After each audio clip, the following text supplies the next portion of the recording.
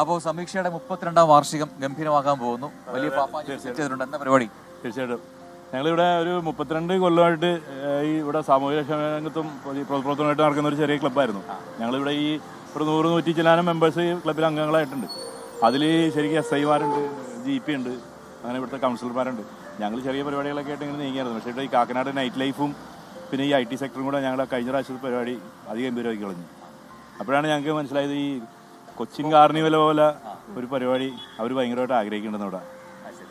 അപ്പോൾ അങ്ങനെയാണ് ഞങ്ങളിത് ഇത്തിരി വിപുലമായിട്ട് ചെയ്യാറ്. പപ്പഞ്ഞ കത്തിക്കുമല്ലേ? പപ്പഞ്ഞ കത്തിക്കാണ്. പിന്നെ അതിനെക്കുറിച്ച് പേരിട്ടിട്ടുണ്ട് ഇത്തവണ തൃക്കാക്കര കാർണിവൽ എന്ന് പറഞ്ഞിട്ട് പേര്. അങ്ങനെയാണ് ഞങ്ങൾ അത് തന്നെ. വേറൊരു കാര്യം കൂടെ പറയാനുള്ളത്, ഞങ്ങൾ കഴിഞ്ഞ പ്രാവശ്യം ഇവിടുത്തെ ഈ കുറച്ച് കിടപ്പ് രോഗികൾക്ക് ഇവിടുത്തെ കൗൺസിലർമാരൊക്കെ സഹകരിച്ചിട്ട് ഞങ്ങൾ ഒരു 1.5 ലക്ഷം രൂപ ചാരിറ്റി ചെയ്തായിരുന്നു. അപ്പൊ ഇപ്പോഴാണ് അതിൽ കൂടുതൽ ചെയ്യാനുള്ള പദ്ധതിയൊക്കെയാണ്. ചേട്ടാ ഒരു കാര്യം കൂടെ പറഞ്ഞിട്ട്, നമ്മുടെ ആ ചേച്ചി ലോട്ടറി വെക്കുന്ന ചേച്ചി ഒരു കിഡ്നി പേഷ്യന്റ് ആണെന്ന് പറഞ്ഞു. നിങ്ങളുടെ മോർണിംഗ് ഷോയിൽ തന്നെ അത് കണ്ടു.